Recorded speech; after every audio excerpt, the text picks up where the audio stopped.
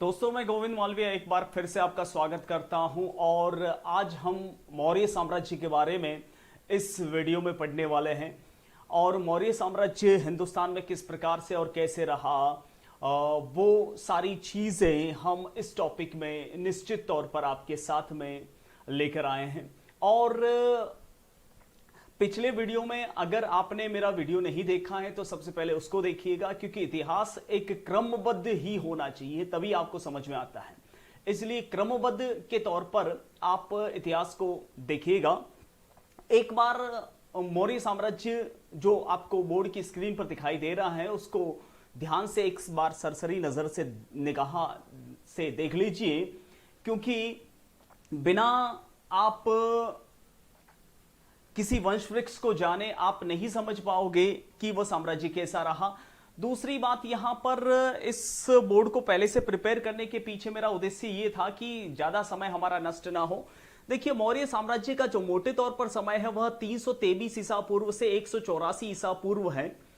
हालांकि पिछले वीडियो में कुछ तकनीकी खामी की वजह से, अभी लॉकडाउन की जो स्थिति है उसकी वजह से बहुत सारी प्रॉब्लम्स हमको फेस आती हैं, तो उस वजह से कुछ तकनीकी खामी की वजह से थोड़ा सा वीडियो में आगे नहीं बढ़ा पाया था। कोई बात नहीं, उस वीडियो के साथ में इस वीडियो को मैं लिंक जरूर करूंगा ताकि आपको एक क्रमबद्ध इतिहास मिले। फिलहाल मौर्य साम्राज्य के वंश वृक्ष पर अपनी एक सरसरी नजर डाल दीजिए। मौर्य साम्राज्य का जो मोटे तौर पर समय है वह 323 ईसा पूर्व से 184 ईसा पूर्व के मध्य है। मौर्य साम्राज्य के वंश वृक्ष को मैंने बनाया है क्योंकि आप किसी भी चीज को, इतिहास स्पेशली एक तरह का विजुअल सब्जेक्ट है जिसको आपके सामने एक कहानी के रूप में चलाना चाहिए, वही सबसे एक अच्छा तरीका और विधा है। हालांकि जैसे फिल्म शुरू होती है तो पहले नंबर पढ़ते हैं, आपको भी पता होगा, तो आपको पता तो होना चाहिए कि जिस फिल्म को हम देखने जा रहे हैं उसमें कौन कौन से कैरेक्टर काम कर रहे हैं। तो एक बार मैंने आपको कैरेक्टर से इंट्रोड्यूस करवाया है। मौर्य साम्राज्य के वंश वृक्ष में सबसे पहले मौर्य सम्राट थे चंद्रगुप्त मौर्य। उनकी दो पत्नियां थी जो मैंने रेड कलर में लिख रखा है। रेड कलर में जो भी लिखा है वो सारी पत्नियां हैं सम्राटों की, और जो ब्लू कलर में जो मैंने मेंशन किया है नंबर वाइज वो सारे मौर्य सम्राट बने हैं, और जो ब्लैक कलर में किया है वो संतानें हैं जिनका इतिहास में कुछ हद तक रोल तो है, लेकिन हम कह सकते हैं कि उनका मौर्य साम्राज्य में कोई सम्राट के तौर पर विशेष वो नहीं जाने जाते। तो सबसे पहले सम्राट है चंद्रगुप्त मौर्य। उनकी दो पत्नियां थी, एक पत्नी का नाम था, पटरानी का नाम था दूरधरा, और दूसरी पत्नी का नाम था हेलेना या कॉर्नेलिया। यह हेलेना और कॉर्नेलिया कुछ हद तक आपने पढ़ा होगा। यह हेलेना या कॉर्नेलिया जो है वह आपके ये सेल्यूकस निकेटर उसकी पुत्री थी। हम सारी डिटेल पे चर्चा करेंगे कि कैसे क्या हुआ था। हालांकि एक बार आप इस पर नजर दौड़ा लें, उस फ्रेम को अपने माइंड के अंदर रखें। दूरधरा से जो संतान हुई थी उसका नाम था बिंदुसार, जो नेक्स्ट दूसरे मौर्य सम्राट बने थे। बिंदुसार की पत्नी का नाम था सुभद्रांगी। सुभद्रांगी से पुत्र हुआ था अशोकवर्धन, यानी अशोकवर्धन की मां का नाम था सुभद्रांगी। अशोकवर्धन की तीन पत्नियां थी, वैदिश महादेवी, तिष्यरक्षिता और कारोवाकी। वैदिश महादेवी के तीन संतानें हुई थी, महेंद्र और संघमित्रा। नाम आपने काफी सुना होगा, जो श्रीलंका में बौद्ध धर्म के धर्म प्रचारक के तौर पर गए थे। और तीसरे थे मोगली पुत्र तिस, जिसे कहते हैं तिस भी कह सकते हैं। कहते हैं कि ये वही तिस हैं जिसने तीसरी बौद्ध संगीति की अध्यक्षता की थी, जो अशोकवर्धन के समय लगभग 252 ईसा पूर्व के आसपास हुई थी तीसरी बौद्ध संगीति। और इसी संगीति के अंदर अभिदंभ पिटक की रचना हुई थी। मगध साम्राज्य की राजधानी पाटलिपुत्र में इस संगीति का आयोजन हुआ था। हालांकि संगीति वाला टॉपिक हमें अलग से लेना चाहिए, और पिछले वीडियो में भी मैंने बताया था कि आप अगर कहें और कमेंट में अगर मुझे लिखें तो मैं इस संगीतियों के बारे में भी अलग से वीडियो बनाऊंगा, जो आपके लिए काफी बेनिफिशियल है। और संगीतियों से रिलेटेड हमेशा एग्जाम में सवाल पुटअप होता ही होता है। दूसरी पत्नी का नाम था तिष्यरक्षिता, जिससे दो पुत्र हुए थे, कुणाल और दशरथ, जो नेक्स्ट मौर्य सम्राट भी बने थे। अशोक के तुरंत बाद में कुणाल सम्राट बने थे और कुणाल के बाद में दशरथ सम्राट बने थे। कारुवाकी के भी एक पुत्र हुआ था जो मैं मेंशन करना भूल गया। कारुवाकी के एक पुत्र का नाम था तीवर, हालांकि वो मौर्य सम्राट नहीं बना था। यह कलिंग की राजकुमारी थी और कलिंग में अशोक के खिलाफ इसने युद्ध भी लड़ा था कारुवाकी ने।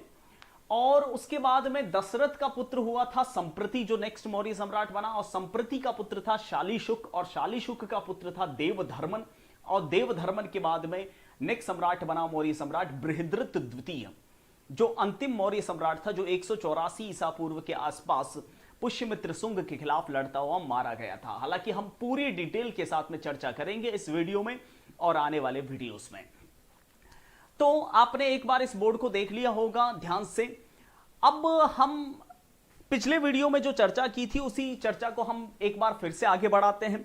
मैंने पिछले वीडियो में कहा था आपसे कि जब भारत का सम्राट धनानंद था, धनानंद, चलिए देख लेते हैं कि धनानंद के बाद में हिंदुस्तान में क्या हुआ। मगध सम्राट धनानंद,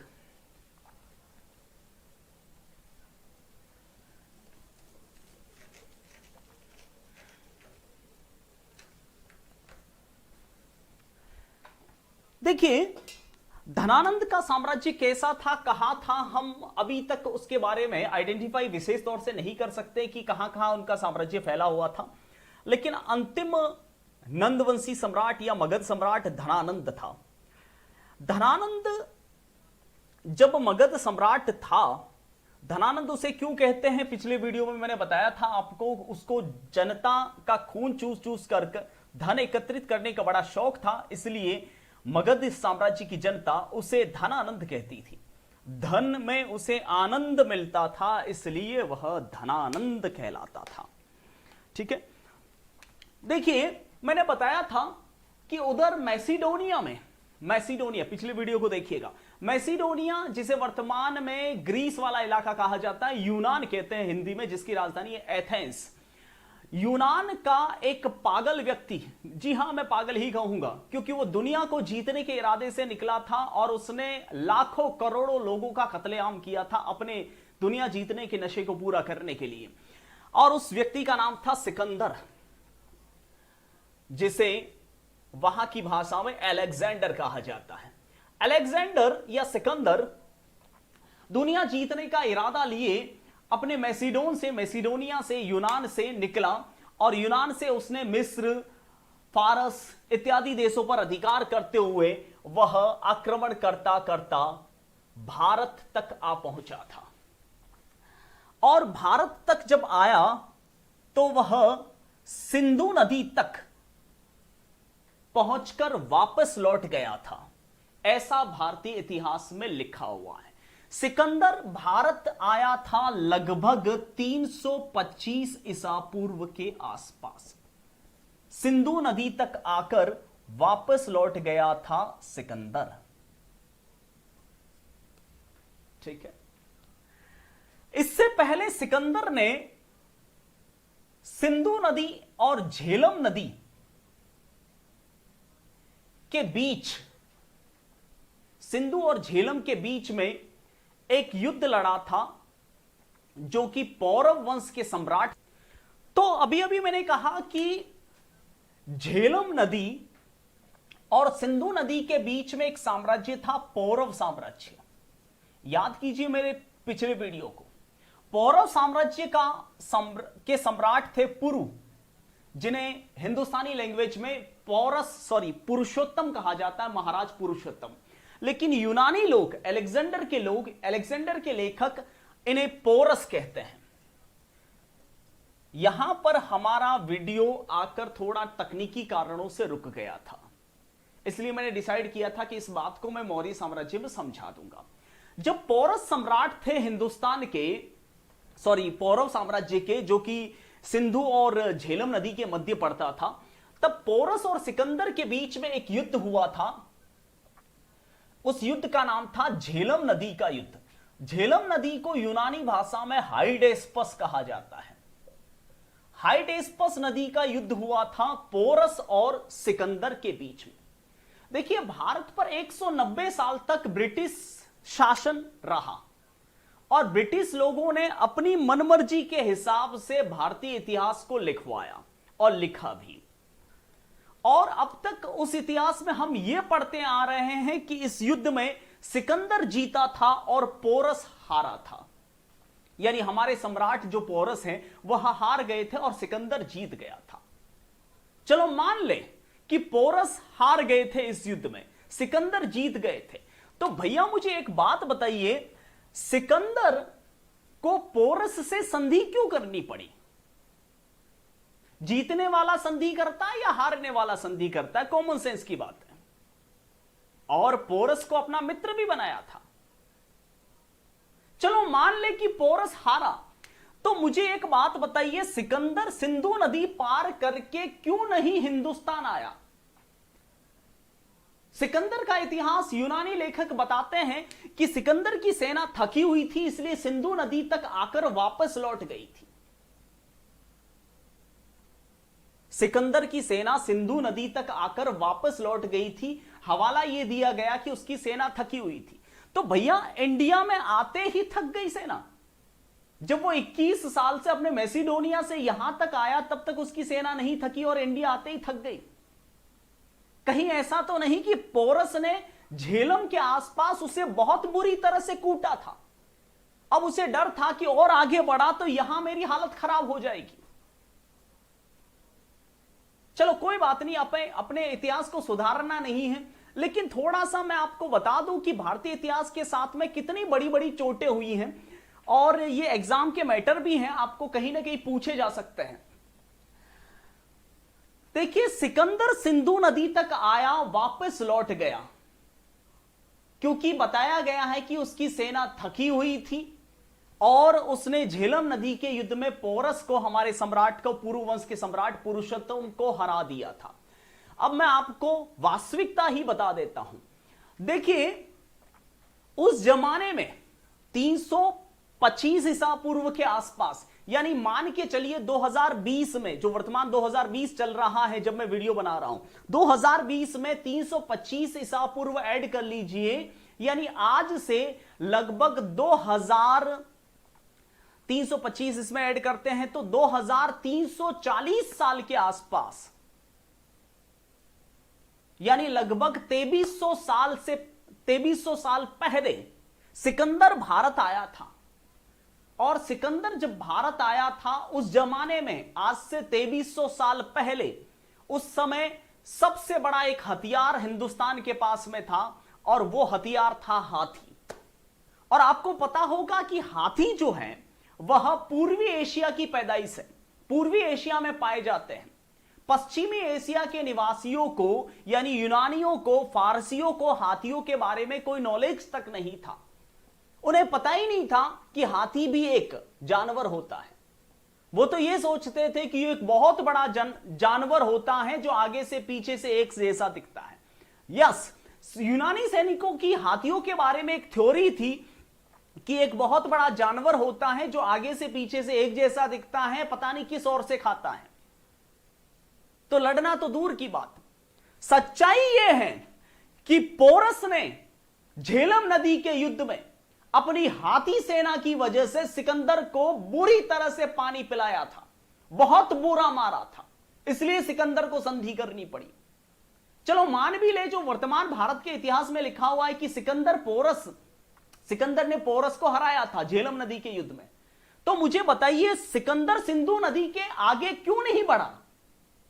कहीं ना कहीं उसको डर था, और बाय गॉड अगर वह सिंधु नदी पार करता तो सिंधु पार वाला इस तरफ का राजा उसकी चटनी बना देता, क्योंकि उसके पास में 1.5 लाख हाथी सेना थी।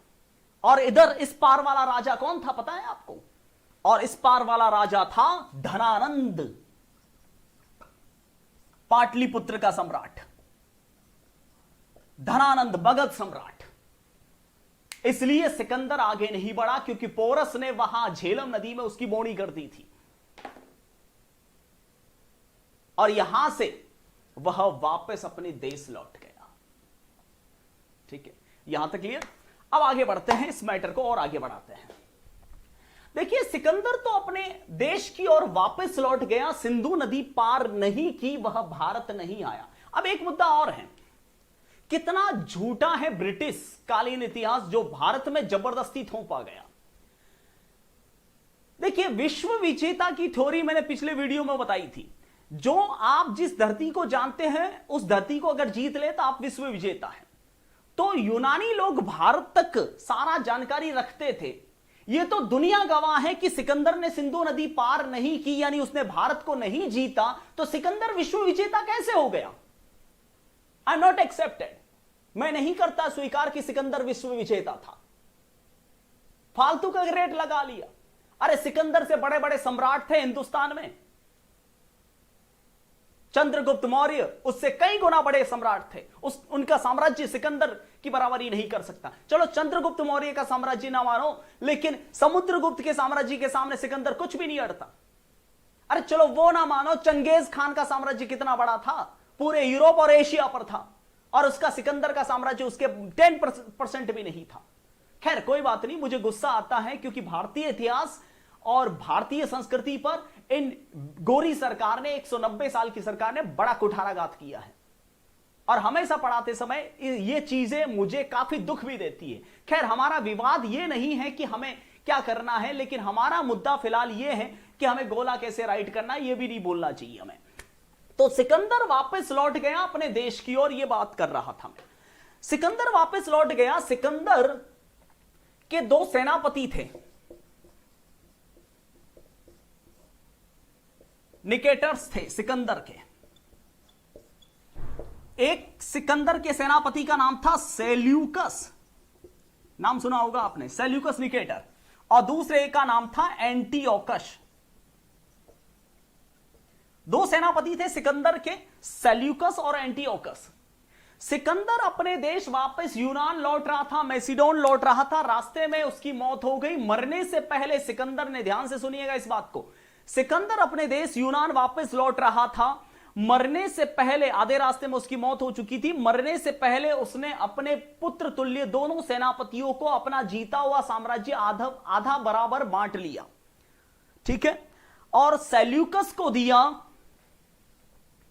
ये वाला इलाका जिसमें आधा पाकिस्तान, अफगानिस्तान और ईरान तक का इलाका, फारस तक का इलाका, और एंटियोकस को दिया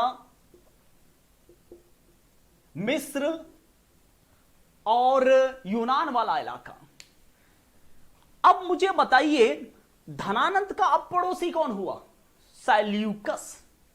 अब ऐसी कंडीशन में चंद्रगुप्त मौर्य धनानंद को मारते हैं, तो चंद्रगुप्त मौर्य अगर पाटलिपुत्र के सम्राट बनते हैं तो सेल्यूकस पड़ोसी हुआ चंद्रगुप्त मौर्य का। क्लियर? चलिए अब मौर्य साम्राज्य की बात करते हैं। मौर्य साम्राज्य की बात करने से पहले एक मैं आपको छोटी सी एक कहानी सुनाना चाहता हूं, जो आपने लगभग पढ़ी भी होगी और नहीं पढ़ी होती हो तो सुन लीजिए। देखिए, जब मगध सम्राट धनानंद था, भारत का एक बहुत बड़ा सम्राट था धनानंद, ठीक है, उस समय सिकंदर सिंधु नदी तक आया था भारत पर हमला करने के लिए। उस समय तक्षशिला विश्वविद्यालय का एक आचार्य, उस आचार्य ने भारत भूमि पर किसी विदेशी आक्रमण का डर देखकर वह भारत के सबसे बड़े सम्राट धनानंद के पास पहुंचा।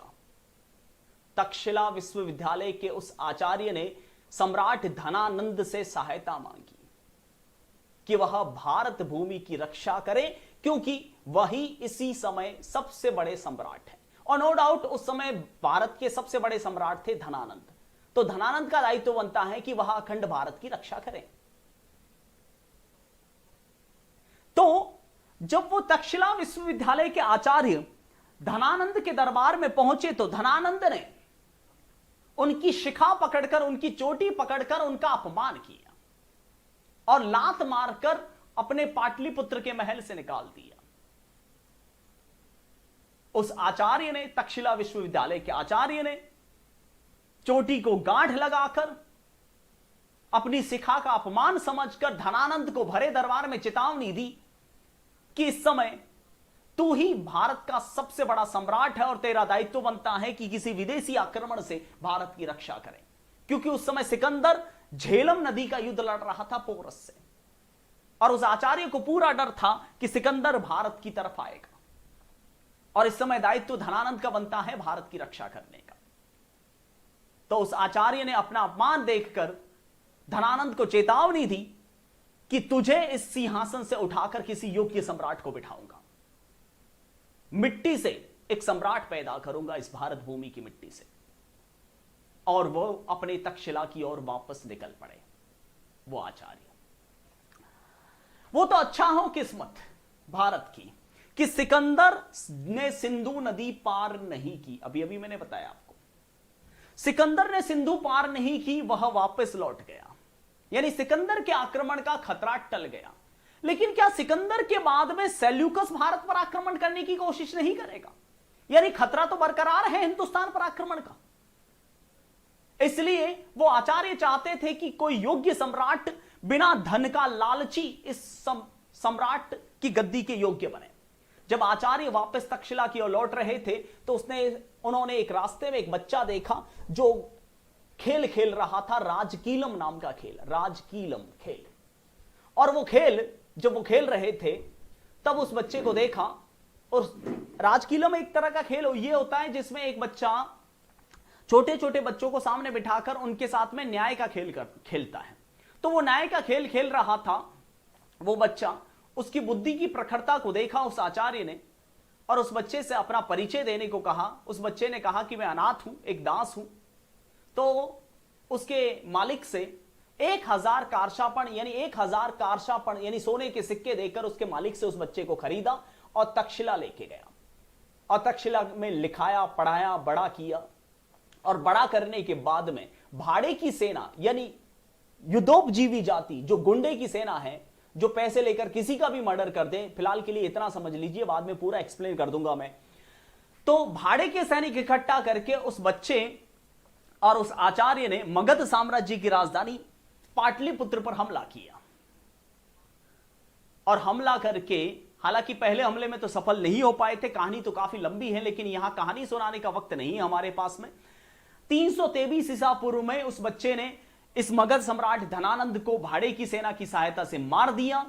और उस बच्चे का नाम था चंद्रगुप्त मौर्य और उस आचार्य का नाम था आचार्य विष्णुगुप्त कौटिल्य, जिसे आप चाणक्य कहते हैं, नाम तो सुना होगा। यानी इस तरह से भारत में सम्राट बन गए चंद्रगुप्त मौर्य। अब चंद्रगुप्त मौर्य के पड़ोसी कौन हुए? सैल्यूकस। तो भारत के सम्राट बन चुके हैं 323 ईसा पूर्व में चंद्रगुप्त मौर्य। अब चंद्रगुप्त मौर्य कौन थे, किसके पुत्र थे, यह इतिहास में एक विवाद का विषय है। भारतीय इतिहास का सबसे विवादास्पद प्रश्न है मौर्य कौन थे। मौर्यों की उत्पत्ति के बारे में अब तक विवाद बना हुआ है। ठीक है, चलिए अब बात करते हैं चंद्रगुप्त मौर्य की।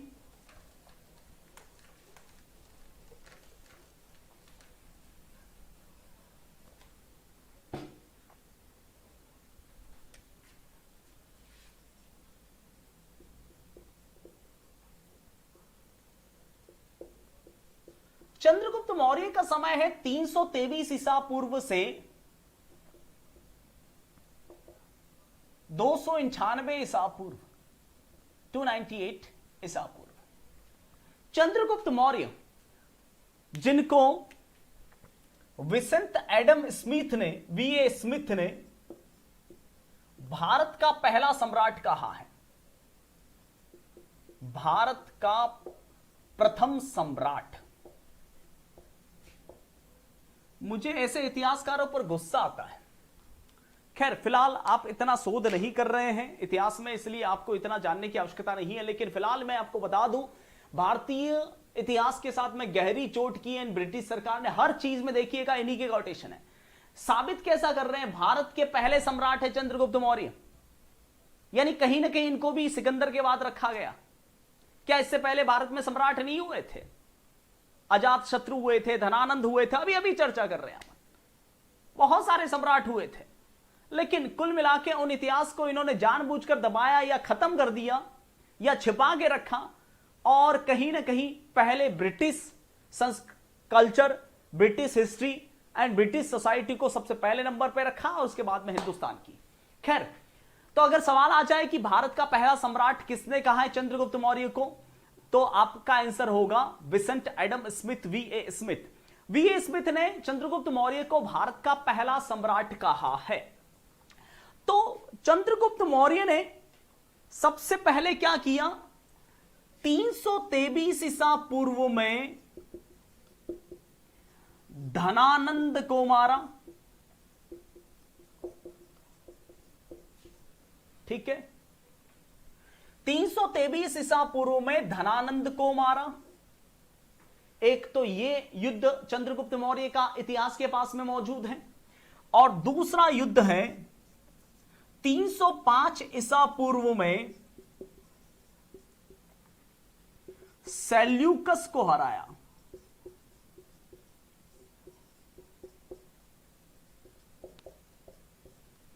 ठीक है, ये दो ही युद्ध हैं चंद्रगुप्त मौर्य के बारे में इतिहास में लिखित।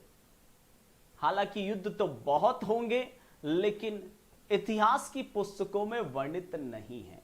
हवाला यह दिया जाता है कि प्रमाण नहीं मिले। अब आप अगर मेरा वीडियो ध्यान से और दिल से सुन रहे थे तो आपको समझ में आ जाएगा कि प्रमाण मिले नहीं या कुछ और गड़बड़ है। खैर, हमें अब लंबा उस मैटर को नहीं खींचना है। थोड़ा सा मैं क्या है, थोड़ा राष्ट्रवादी हूं, तो इस कारण से थोड़ा सा मेरा दिल कभी कभार थोड़ा डगमगा जाता है, इसलिए ऐसी बातें मैं छेड़ देता हूं। और कभी कभार थोड़ा भूल भी जाता हूं कि मैं यहां पर कंपटीशन के लिहाज से वीडियो बना रहा हूं। लेकिन थोड़ा लगता है ना दिल पे, जब अपने परिवार पर कोई गलत लांछन लगाता है या फिर परिवार को नीचा दिखाने की कोशिश करता है। हिंदुस्तान हमारा परिवार है, और नीचा दिखाने की कोशिश करता है तो दुख तो होता है। खैर, धनानंद को मारा और सेल्यूकस को हराया, ये दो ही युद्ध चंद्रगुप्त मौर्य के इतिहास में वर्णित हैं। धनानंद को मारा कुछ देर पहले मैंने स्टोरी में बता दिया था। ठीक है, भाड़े की सेना, युद्धोपजीवी जाति कहते हैं, युद्धोपजीवी जाति की सहायता से। युद्धोपजीवी जाति मतलब युद्ध पर जीने वाली जाति, जो पैसे लेकर किसी का भी मर्डर कर दे, गुंडे कह सकते हैं आज के तारीख में। भाड़े की सेना, उसकी सहायता से धनानंद को मारा 323 ईसा पूर्व में।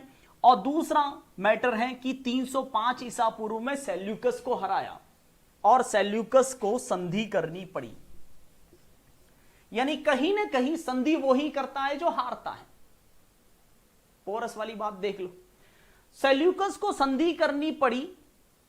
मैं प्रमाण भी दूंगा कि ये बातें कहां लिखी हुई हैं। सेल्यूकस को संधि करनी पड़ी, और संधि करके सेल्यूकस ने अपनी पुत्री हेलेना, जो कुछ देर पहले टॉपिक के स्टार्ट में मैंने लिखा था, पूरे डायग्राम में वंश वृक्ष बनाया था, तब हेलेना, जिसको कॉर्नेलिया भी कहते हैं, कॉर्नेलिया का विवाह चंद्रगुप्त से करवाया। यह भारत का पहला अंतरराष्ट्रीय विवाह है, इंटर रिलीजन मैरी है। ठीक है, इंटरनेशनल मैरिज कह सकते हैं, जिसका लिखित प्रमाण है। और साथ ही साथ एक दूत मैगस्थनीज भारत भेजा।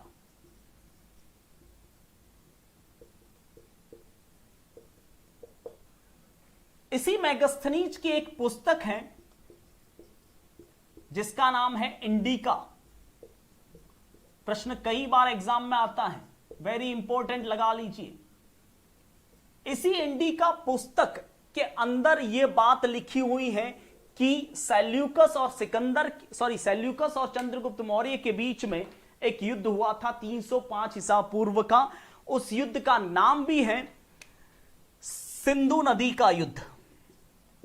सिंधु नदी का युद्ध हुआ था सेल्यूकस और चंद्रगुप्त मौर्य के बीच में, और इस युद्ध में सेल्यूकस ने हार मानी और हार मानकर संधि की, और संधि करने के बाद में अपनी पुत्री हेलेना का विवाह चंद्रगुप्त से करवाया, और मेगास्थनीज को दूत बनाकर मौर्य साम्राज्य की राजधानी पाटलिपुत्र में भेजा। लगभग 19 साल तक मेगास्थनीज पाटलिपुत्र मौर्य साम्राज्य की राजधानी में रहा। पाटलिपुत्र को वर्तमान में पटना कहा जाता है। खैर, हम डिटेल पे चर्चा नहीं कर सकते क्योंकि आपके इतना बारीकी से नहीं पूछा जाएगा। हालांकि संधि के तहत बहुत कुछ चीजें हुई थी, कुछ प्रदेश दहेज में भी दिए गए थे, लेकिन फिलहाल आपके इतना मैटर काम नहीं आएगा। इतना भी एग्जामिनेशन बोर्ड जल्लाद नहीं है, आपको सिर्फ इतना पता होना चाहिए। अब इस युद्ध की मैं थोड़ी सी तस्वीर पर नजर डालना चाहता हूं। दरअसल ये युद्ध जो है वो हुआ ही नहीं था। मैं आपको इसकी सच्चाई बता देता हूं। जब सेल्यूकस ने सिंधु नदी पार करने की कोशिश की तो स्वाभाविक सी बात है चंद्रगुप्त मौर्य से मार खाएंगे। और यहां पर भी वही समस्या हुई। मेगास्थनीज ने खुला लिखा है अपनी इंडिका के 127वें अध्याय के अंदर, यह लिखा है इंडिका के अंदर। हालांकि इंडिका तो अभी मौजूद नहीं है, इंडिका को पुनर्संकलन किया गया था। इंडिका के अंदर मेगास्थनीज लिखता है कि जब सम्राट चंद्रगुप्त मौर्य की हाथी सेना यूनानियों से भिड़ने के लिए, यानी सेल्यूकस की सेना से भिड़ने के लिए आई, तो यूनानी उन हाथियों को देखकर डरकर भाग ही गए थे। अब बताइए मुझे, क्या मैंने कुछ गलत कहा था उससे पहले? उस समय हाथी एक बहुत बड़ा हथियार हुआ करता था, और हाथी यूनानी यानी पश्चिमी एशिया के निवासी हाथियों के बारे में जानकारी नहीं रखते थे। इसलिए तो समस्या है कि हाथियों से युद्ध में कोई एक्सपीरियंस नहीं था यूनानी सैनिकों को। ठीक है, देखिए आपको ज्यादा डिटेल में नहीं पूछा जाएगा, आपको शायद यह भी पता होगा, थोड़ा बहुत बता देता हूं। 100 हाथी दहेज में दिए, 100 हाथी सेल्यूकस को दिए थे। देखिए इस युद्ध का वर्णन धनानंद को मारा था, वो वर्णन है एक पुस्तक जो चाणक्य ने लिखी है। चाणक्य का ओरिजिनल नाम है विष्णुगुप्त, जिन्हें कूटनीति के कारण कौटिल्य भी कहा जाता है। ओरिजिनल नाम है आचार्य विष्णुगुप्त, जिन्हें प्रखर बुद्धि के कारण चाणक्य कहा जाता है और कूटनीति के कारण कौटिल्य कहा जाता है। उनकी पुस्तक है अर्थशास्त्र। अर्थशास्त्र में इस बात का जिक्र है कि मगध सम्राट धनानंद को चंद्रगुप्त मौर्य ने भाड़े की सेना की सहायता से, युद्धोपजीवी जाति की सहायता से मारा था 323 ईसा पूर्व। इसके अलावा हमारे इतिहास के पास में कोई प्रमाण नहीं है कि चंद्रगुप्त मौर्य ने कौन से युद्ध लड़े और क्या क्या लड़े थे। वैसे इस पुस्तक का नाम अर्थशास्त्र है, लेकिन यह मूलतः राजनीति शास्त्र की पुस्तक है। ध्यान दीजिएगा, राजनीति की पुस्तक है, नाम उसका अर्थशास्त्र है। इसमें राजनीति से संबंधित सारी बातें हैं। ठीक है, बाकी आपके कोई एग्जाम में मैटर नहीं करेगा। लास्ट लाइन चंद्रगुप्त मौर्य के बारे में बता देता हूं।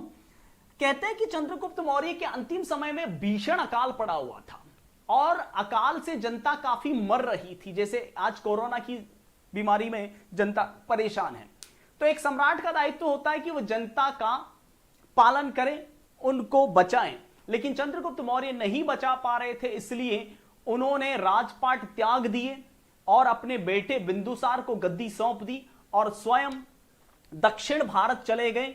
दक्षिण भारत में कर्नाटका के अंदर एक जगह है श्री श्रवण बेलगोला। श्री श्रवण बेलगोला, श्री श्रवण बेलगोला जो कि कर्नाटक में है, वहां पर जैन मुनि भद्रबाहु की शरण में जाकर उन्होंने सल्लेखना किया। सल्लेखना, जिसे हम संथारा भी कहते हैं, जिसे हम इच्छा मृत्यु भी कह सकते हैं। अन्न जल त्याग करके बैठ जाना मृत्यु पर्यंत तक, मृत्यु तक। यानी इससे यह साबित होता है कि चंद्रगुप्त मौर्य ने अपने अंतिम समय में सल्लेखना किया था या संथारा किया था। श्री श्रवण बेलगोला जैनियों ने काफी सुनी होगी। दिगंबर जैनों का एक प्रमुख तीर्थ स्थल है और यहां पर जो जैन धर्म के पहले तीर्थंकर हैं जिनका नाम है आदिनाथ ऋषभ देव जी, और ऋषभ देव जी के बाद में दूसरे तीर्थंकर हैं अजीतनाथ जी, और अजीतनाथ जी के छोटे पुत्र थे, सेकंड वाले पुत्र जिनका नाम था बाहुबली। उन बाहुबली भगवान की यहां 52 फीट की एक प्रतिमा है, जहां हर 12 वर्ष में शायद महामस्तकाभिषेक, दुग्धाभिषेक दूध से होता है। खैर, फिलहाल के लिए चंद्रगुप्त मौर्य में इतना ही, इससे ज्यादा आपको डिटेलिंग नहीं पूछी जाएगी। अब बात करते हैं नेक्स्ट मौर्य सम्राट, जिनका नाम है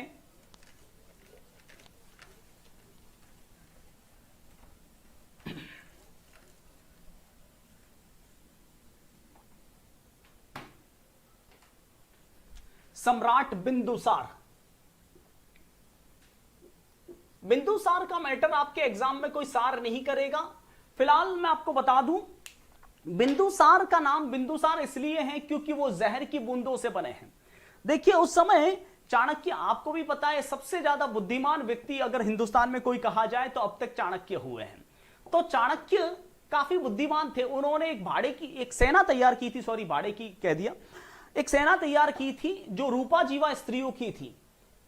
जो रूपा जीवा स्त्रियां जो उस समय विष कन्याएं कहलाती थी, जो बचपन से ही विष लेती रहती थी और इतनी जहरीली हो जाती थी, उन विष कन्याओं से सम्राट को काफी खतरा होता था, क्योंकि सम्राट को वो अपने आगोश में ले लेती थी और उन्हें मार देती थी। इसलिए चाणक्य क्या करते थे, चंद्रगुप्त मौर्य की पटरानी दुर्धरा को ही जहर की बूंदें थोड़ी थोड़ी करके दिया करते थे, और उन जहर की बूंदों की वजह से उनके गर्भ में जो शिशु पल रहा था जिसका नाम था बिंदुसार, जो स्वयं काफी जहरीला हो चुका था, उन्हें अमित्र घात भी कहते हैं। अमित्र घात।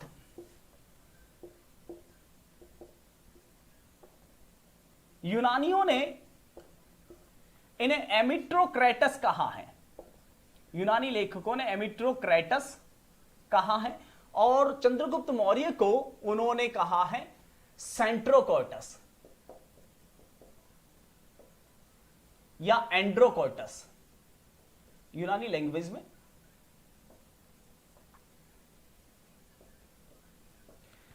अमित्र घात यानी दुश्मनों का नाशक। इनके साम्राज्य में कोई विशेष हलचल नहीं हुई। इन्होंने जो साम्राज्य जो मिला था उसी को इन्होंने मेंटेन बनाए रखा, और कोई विशेष राजनीतिक घटनाक्रम नहीं हुआ, और आपके एग्जाम में भी कोई विशेष घटनाक्रम आपसे पूछा नहीं जाएगा। सिर्फ एक चीज आपको ध्यान रखना है, इनके समय में एक दूत आया था जो कि एंटियोकस का दूत था। एंटियोकस याद है, कुछ देर पहले मैंने बताया था, सेल्यूकस के दो सेनापति थे, एंटियोकस और सेल्यूकस, इसलिए मैं पहले ही बता देता हूं। एंटियोकस का एक दूत था जिसका नाम था डायमेकस। ध्यान दीजिए, सबको पहला दूत याद रहता है मैगस्थनीज। एग्जामिनेशन बोर्ड बड़ा चालाक होता है, उसको भी पता है कि सबसे पहला दूत सबको याद है। क्या पता वो पूछ लें कि मौर्य साम्राज्य के अंदर सबसे दूसरा दूत कौन सा आया था, तो उसका आंसर होगा डायमेकस। तो कहीं ना कहीं यहीं पर मेरिट बनती या बिगड़ती है, यहीं पर सफलता और असफलता में फर्क आ जाता है।